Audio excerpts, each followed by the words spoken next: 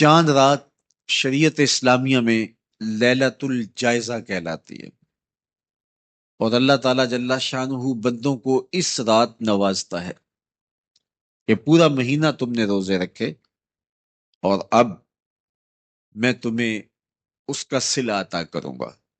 اور لیلۃ الجائزہ میں اللہ عیدی عطا کرتا ہے، اور بندوں کو وہ عطا کرتا ہے جو وہ سوچ بھی نہیں سکتے کہ ہمارا مالک ہمیں کیا کیا عطا کرتا ہے۔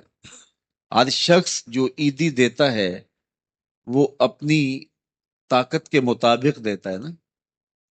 آپ کو بھی بچپن میں عیدی ملتی رہی ہوگی، اب بھی ملتی ہوگی، تو کوئی 10 روپے، کوئی 20 روپے، کوئی 50 روپے، لیکن کوئی ایسا بھی ہوتا ہے کہ جس کے پاس فراوانیاں ہوتی ہیں تو پھر اس کی عیدی تو اس کی عیدی ہوتی ہے۔ تو ہر شخص اپنی کیپیسٹی کے مطابق ہی عیدی دیتا ہے نا۔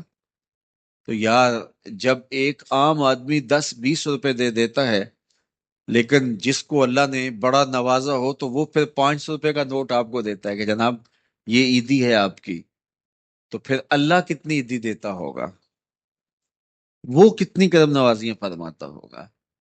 تو یار، جب عیدی لینے کا وقت ہو اس دن ہم بازار میں ہوں، جب عیدی لینے کا وقت، کچھ لوگ اپنے سارے کام اور ساری خریداری چاند رات کے اوپر چھوڑتے ہیں کہ اس رات کو ہم بازار جائیں گے۔ کچھ لوگوں کو شوق ہوتا ہے اس رات بازار جانے کا، حالانکہ بازار شر الاماکن، بری جگہ، سب سے بہتر جگہیں اللہ کے گھر مسجدیں ہیں، اور سب سے بدترین جگہیں بازار ہیں۔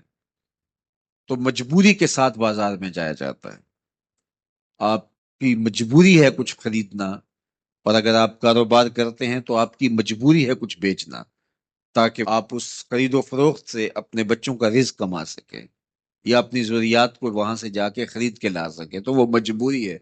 تو مجبوری کے لیے آپ وہاں جا سکتے ہیں، اور ہمیں حکم دیا گیا دیر سے جاؤ جلدی واپس آ جاؤ۔ مسجد میں حکم دیا گیا ہے جلدی جاؤ دیر سے واپس آؤ۔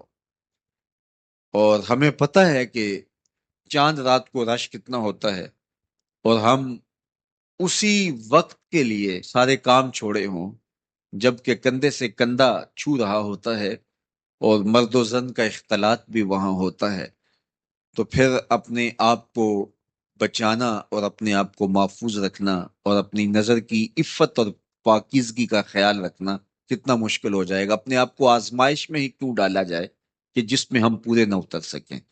تو اس لیے یہ بات ذہن میں رکھیے گا کہ یہ لیلۃ الجائزہ ہے، یہ جھولی پھیلا کے رب سے مانگنے کا وقت ہے، یہ بازاروں میں آوارگی کا وقت نہیں ہے۔ تو یہ رات بھی ہماری اللہ کے حضور عبادت میں گزرنی چاہیے، ذکر و فکر میں گزرنی چاہیے، یاد الہی میں گزرنی چاہیے۔ تو لیلۃ الجائزہ کو کبھی ضائع نہ کیجیے، اور اس رات کو برباد نہ کیجیے۔ سارے مہینے کی محنت آپ نے جو کی، اب اس کا صلہ لینے کا وقت ہے، اب عیدی لینے کا وقت ہے۔ تو عیدی لیجئے اپنے رب سے، جھولیاں پھیلا پھیلا کے لیجئے، اس سے خیرات مانگیے، اس کی کرم نوازیاں اور اس کی رحمتیں تمہارے اوپر برسیں گی، تو ان کو اپنے دامن میں سمو لیجئے۔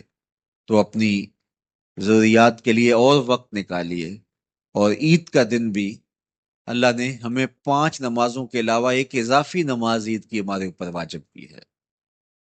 عید کے دن تو لوگ فرض نمازیں چھوڑ دیتے ہیں، جبکہ عید کے دن فرض نمازوں کے علاوہ ایک اضافی نماز رکھی گئی ہے۔ تو یہ ہمارا امتحان تھا، ہمارے 1 مہینے کی جو ٹریننگ ہوئی تھی، اس کے بعد آج ظہر کے وقت، آج عید کے دن فجر کے وقت، آج عصر اور مغرب کے وقت دیکھنا تھا کہ اس کا اثر ہماری روح میں کتنا اترا ہے۔ اور میں کہتا ہوں کہ جب مسلمان سارا مہینہ روزے رکھیں، تراویح بھی پڑھیں اور نمازیں بھی ادا کریں، اور عید کے دن فجر کے وقت مسجد میں نمازی نہ ملے، ظہر کے وقت آدھی صف ہو، تو شیطان تو بڑا خوش ہوتا ہوگا، وہ تو بڑا راضی ہوتا ہوگا کہ یہ پڑھتے تھے نمازیں اور تراویح اور کیا کیا کرتے تھے، پتا چلا نا کہ ان کے اندر کچھ بھی نہیں اترا، اور یہ جہاں کھڑے تھے اس سے بھی نیچے لڑک کے آ گئے۔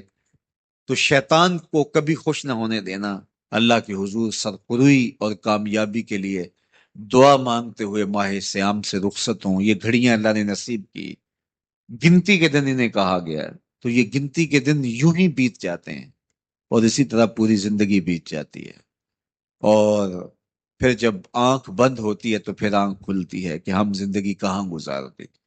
تو آئیے ان لمحوں کو غنیمت جانیے۔